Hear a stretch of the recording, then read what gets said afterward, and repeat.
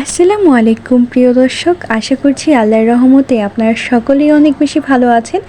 আজকের পর্বে আমি আপনাদের সাথে শেয়ার করব ঝরঝরে আলু দিয়ে চিকেন বিরিয়ানি রেসিপি। আশা করছি আজকের এই রেসিপিটি আপনাদের কাছে ভালো লাগবে। রেসিপিটি রান্না করার জন্য এখানে আমি 2 কেজি পরিমাণ মুরগির মাংস নিয়েছি। মাংসগুলো ভালোভাবে কেটে ধুয়ে পরিষ্কার করে নিয়েছি। রেসিপিটি রান্না করার জন্য চুলায় একটি প্যান বসিয়ে দিয়েছি আর এতে 1 কাপ পরিমাণ সরিষার তেল দিয়ে দিলাম। আজকের বিরিয়ানিটা আমি সরিষার তেল দিয়ে রান্না করব। তেল গরম হয়ে আসলে লবণ মরিচ দিয়ে মাখা আলু ভেজে নেব। এখানে আমি প্রায় 3টে আলু দিয়েছি আর আলুগুলো বড় বড় টুকরো করে কেটে নিয়েছি। চুলার আঁচ লোতে রেখে আলুগুলো ভেজে নেব।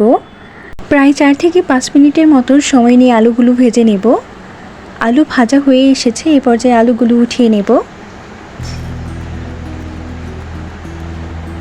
আলু ভাজা হয়ে গেলে ওই তেলে 2 কাপ পরিমাণ পেঁয়াজ কুচি দিয়ে দিলাম।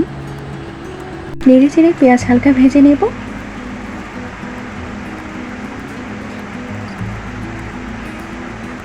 পেঁয়াজ হালকা ভাজা হয়ে এসেছে, এই পর্যায়ে দারুচিনি ও এলাচ দিয়ে দিলাম।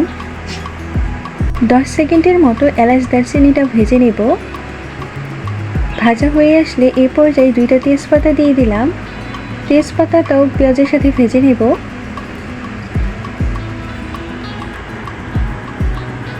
পেঁয়াজ ভাজা হয়ে এসেছে, এই পর্যায়ে 1.5 টেবিল চামচ পরিমাণ আদা বাটা দিয়ে দিলাম।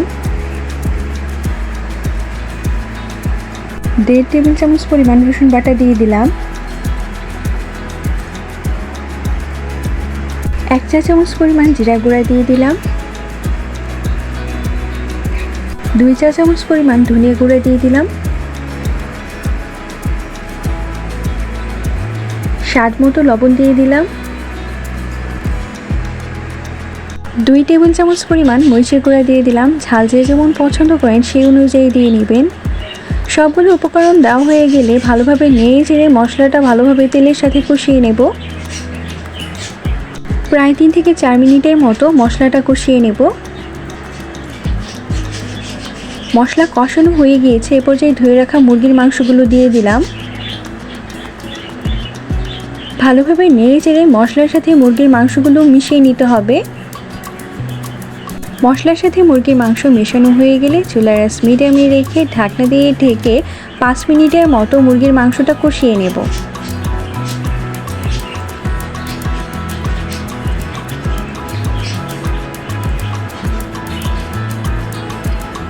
ফিরে এলাম 5 মিনিট পর। এই পর্যায়ে মাংসটা ভালোভাবে নেড়ে চেড়ে দিতে হবে আর খেয়াল রাখতে হবে মাংসের নিচে যাতে লেগে না যায়।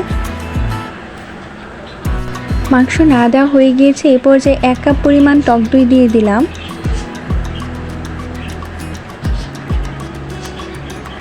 নেড়ে চেড়ে টক দইটা ভালোভাবে মুরগির মাংসের সাথে মিশিয়ে নেব।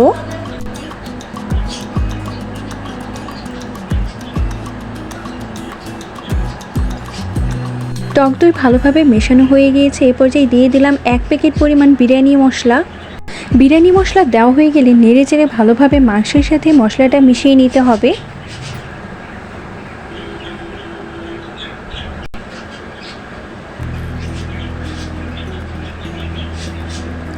মাংসের সাথে বিরিয়ানি মশলা ভালোভাবে মেশানো হয়ে গিয়েছে, এই পর্যায়ে ঢাকনা দিয়ে ঢেকে 5 মিনিটের মতো মাংসটা কষিয়ে নেব।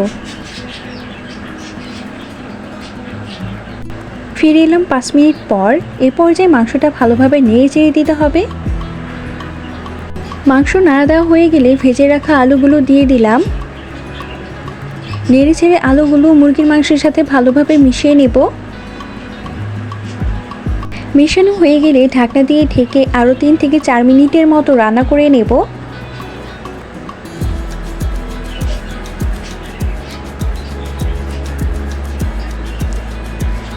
ফিরে এলাম 3 থেকে 4 মিনিট পর। এ পর্যায়ে মুরগির মাংসটা হালকা নেড়ে চেড়ে দিতে হবে। নাড়া দেওয়া হয়ে গেলে ঢাকনা খুলে আরও 3 থেকে 4 মিনিটের মতো রান্না করে নেব। এই পর্যায়ে চুলার আঁচ হাই হিটে রাখতে হবে।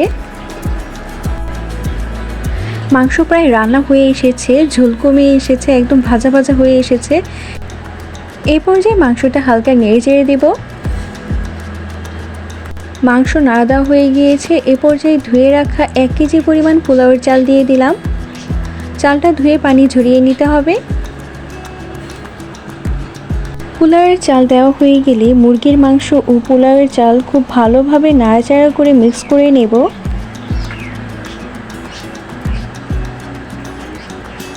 পোলাওয়ের চালটা ভালোভাবে মুরগির মাংসের সাথে কষিয়ে নিব। সময় নিয়ে পোলাওয়ের চালটা 2 থেকে 3 মিনিটের মতো ভেজে নেব, এতে করে বিরিয়ানি ঝরঝরে হবে। পোলাওয়ের চাল কষানো হয়ে গিয়েছে, এ পর্যায়ে এর মধ্যে গরম পানি দিয়ে দিলাম। এখানে আমি 2 কাপ পরিমাণ চালে 4 কাপ পরিমাণ পানি দিয়েছি। অবশ্যই গরম পানি দিতে হবে। পানি দেওয়া হয়ে গেলে ভালোভাবে বিরিয়ানিটা নেড়েচেড়ে দেব।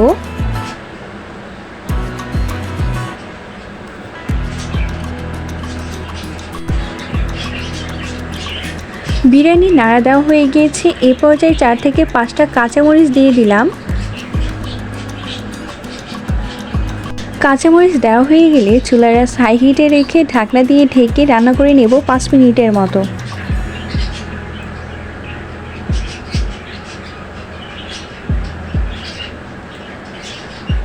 ফিরে এলাম 5 মিনিট পর। এ পর্যায়ে চুলার আঁচ মিডিয়ামে রেখে বিরিয়ানিটা নেড়ে চেড়ে দেব।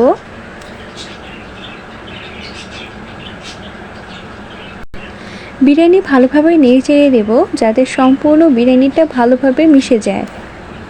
নাড়া দেওয়া হয়ে গেলে চুলার আঁচ লোতে রেখে ঢাকনা দিয়ে ঢেকে 10 মিনিটের মতো রান্না করে নেব।